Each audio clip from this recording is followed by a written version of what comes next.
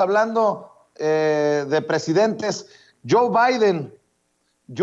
¿qué balance se puede hacer de Joe Biden en estos momentos? En el que también anuncia que buscará la reelección junto a Kamala Harris. Ya es algo cantado, ya es algo confirmado. Y bueno, pues, ¿qué evaluación se puede hacer de la gestión del mandato de Joe Biden? Fíjate, Vicente, que a diferencia del presidente López Obrador y a diferencia de, por ejemplo, el expresidente Donald Trump, Joe Biden me parece que la cruz que va a venir cargando es su falta de carisma y su falta de energía para comunicar logros. Me parece que es un tipo bastante gris, bastante oscuro y alguien que desde el gobierno no comunica con la eficiencia necesaria, termina siendo víctima de los medios de comunicación y termina siendo víctima también de la rapidez con la que la oposición política pueda comunicar mejor que él. Y es que alguien que comunica mejor, por ejemplo, si la oposición comunica mejor que Joe Biden, entonces puede restarle importancia a sus logros. Si Joe Biden comunicara mejor que la prensa amarillista y que la oposición, en este caso el Partido Republicano, podría entonces hacer que la gente dimensionara las políticas del gran calado que se están llevando a cabo en Estados Unidos, pero que debido a la oscuridad y a la falta ya de energía, quizá también hasta por la edad que tiene Joe Biden y que además pues ha sido siempre un político tradicional, muy cuadrado, con ciertas estructuras que no le permiten ir más allá de conectar con gente, con sectores a los que benefician buena parte de sus políticas, como sí lo hacía, por ejemplo, Donald Trump. Comunicaba con muecas, comunicaba con risas, comunicaba con insultos, comunicaba boxeando con los opositores y a veces hacía que cosas pequeñitas parecieran gigantescas y a veces hacía que cosas muy feas que hacía, por ejemplo, su relación con Epstein, fuera minimizada por la gente, por la oposición. Entonces, a Joe Biden le falla bastante el tema de la comunicación y me parece que además es imprudente e impertinente que en un momento, querido Vicente, en donde si empezó con un nivel de aprobación estipulado en 57% de acuerdo al sitio 538 o sitio 538, que es en donde le van llevando una sumatoria, un promedio de lo que dicen las encuestas, pues ahora de ese 57% con el que empezó, 12 meses después lo estamos viendo con una aprobación únicamente de 41.7%, y esto es, digamos, el arranque más bajo de los últimos 4 presidentes, de los últimos 5 presidentes, o para ponerlo en otros términos, de los últimos 40 años. Solo supera a Donald Trump, que tenía un nivel de aprobación todavía mucho menor, 35% era la aprobación de Trump a un año de haber iniciado su gestión, y más o menos iguala con Ronald Reagan en aquel momento, pues que iniciaba también, tenía el desempleo bastante alto. Bueno, pero ¿cómo empezó de alguna manera, con qué promesas y por qué hay frustraciones empezó Joe Biden y por qué digo que es imprudente? Mira que anunciar que se va a reelegir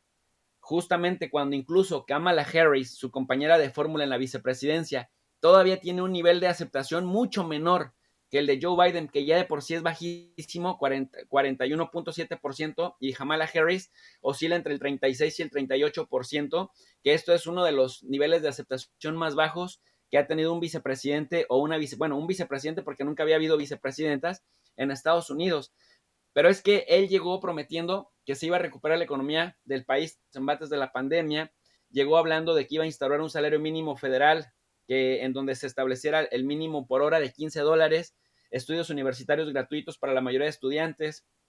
Él llegó también hablando de aumentar recursos federales destinados a temas de salud y educación y poner fin a la política migratoria de línea dura contra Trump. De alguna manera,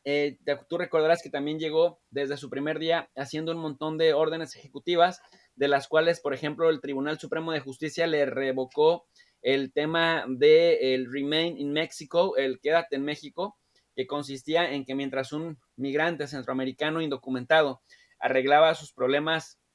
legales con las cortes, tendría que salir de Estados Unidos, es decir, que ese periodo ya no se esperaba en Estados Unidos, sino que se iba a un tercer país seguro. México empezó a hacer estas funciones y bueno, eso también ha tenido a Joe Biden un poco entre la espada y la pared.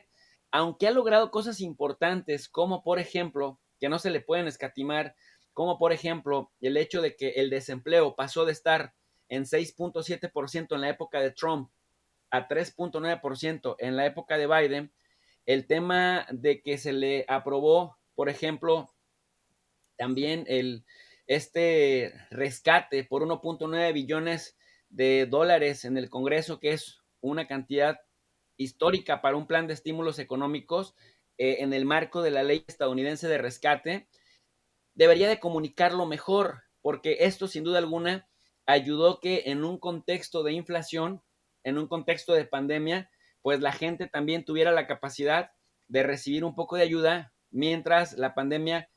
paralizaba y contraía la economía. ¿Cuál ha sido su coco, Vicente, en la política interna? Primero, pues que no ha logrado que le aprueben el Build Back Better, que sería una especie de, y aquí lo hablamos en Sin Censura antes,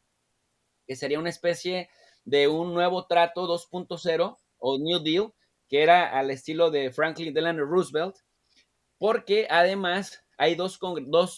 senadores demócratas, uno de Virginia y otra de Arizona, que prácticamente no se han podido cuadrar a los intereses demócratas siendo demócratas y han trabajado más del lado de los republicanos, de tal suerte que ese 50 contra 50%, pues en realidad hace que queden 52 contra 48 votos y ya no sirve el voto de calidad de Kamala Harris, porque ni siquiera se dan estos empates porque los dos senadores demócratas pues no han respaldado estas políticas que han propuesto. Entonces, bueno, en general, en resumen, Vicente, su poca capacidad para comunicar, la habilidad de los republicanos para comunicar y también el hecho de que la pandemia pues se le ha descontrolado porque aunque Estados Unidos ha producido y ha producido una cantidad importante de vacunas y también ha empezado a donar al mundo vacunas, pues el caso de los antivacunas en Estados Unidos que no se han querido poner ni por asomo alguna vacuna, pues ha generado que la pandemia siga teniendo los ritmos y los efectos en Estados Unidos que tenía en la época de Trump y recuerdo yo mucho que en campaña Joe Biden decía que no podía haber un presidente que se diera el lujo de perder a 600,000 personas por una pandemia. Y bueno, pues él ya casi se acerca a las 400,000 personas desde que tomó las riendas de Estados Unidos. Y esto, bueno, pues ha generado que caigan una serie de contradicciones que por su nula capacidad para comunicar ha comunicado muy mal, Vicente. Así que tiene un reto enorme. Por eso digo que es un imprudente que en el peor momento de su gestión, con unos niveles de aprobaciones bajísimos, todavía se atreva a decir que va a buscar la reelección. No sé tú cómo veas al respecto a esto. Querido profesor Jesús López Almejo, te saluda con mucho gusto Toño Ruiz. Sí, no, en definitiva hay pues evidentes situaciones adversas. Yo lo veo más por lo que tú mencionas en cuanto a la cruz que carga, la falta de emoción que puede llegar a comunicar, pero hasta cierto sentido sí ha tenido ciertas políticas que son progresistas, que se parecen mucho a las del presidente López Obrador y se demuestra en el hecho de que tiene que el presidente Biden declarar esta semana que no es de izquierda, que no se está convirtiendo Estados Unidos en un país de izquierda, por ejemplo. Entonces está la situación más bien difícil para él. Quién sabe a quién vayan a nominar los republicanos, esa será otra cosa. Se nos está yendo el tiempo, profe Jesús López Almejo. ¿Por qué no nos compartes tus redes sociales para que la gente se ponga en contacto contigo y te busque en tu canal? Mi querido Antonio, te mando un abrazo, qué gusto saludarte. Mira, nada más, ahorita que comentaste esto, si me das un minuto, quisiera comentar por qué sí es muy importante la comunicación política para que la gente perciba o redimensione cosas. Porque mira, Trump que sí podía comunicar y que era un experto, era un showman de la comunicación, él, por ejemplo, intentó presentar en 2018 una propuesta para mejorar la infraestructura de Estados Unidos con inversiones públicas y privadas por 1.5 billones de dólares, de los cuales solamente 200,000 millones serían dinero del gobierno federal. Pero, ¿qué crees? No logró apoyos suficientes pese a que los republicanos controlaban el Congreso. Trump se dirigió a las masas muy elocuente y mostrando frustración y la gente lo percibió como víctima del Deep State. En cambio, Joe Biden, Joe Biden sí logró que se le aprobara esa ley que no es cosa menor. pero está frustrado porque no le han aprobado el Build Back Better, que es todavía más ambicioso, pero que iría destinado a ampliar el Estado benefactor, muy al estilo López Obrador, como bien lo apuntas. Por eso me detengo en este punto. Si esta ley aprobada, pues destinaría 73,000 millones a la red eléctrica de Estados Unidos, 66,000 millones a trenes y a vías férreas, 65,000 millones a expandir el Internet y la banda ancha para que haya mejor conectividad en Estados Unidos, casi 50,000 millones a proyectos para hacer frente a efectos del cambio climático y menos de 10,000 millones de dólares, que son un montón, para impulsar el uso de vehículos eléctricos. Joe Biden, Toño, que sí logró que le aprobaran esta ley que en 2018 le negaron a Trump, ni aún así logró comunicarla con la efervescencia y con la emoción y con la dimensión que tiene.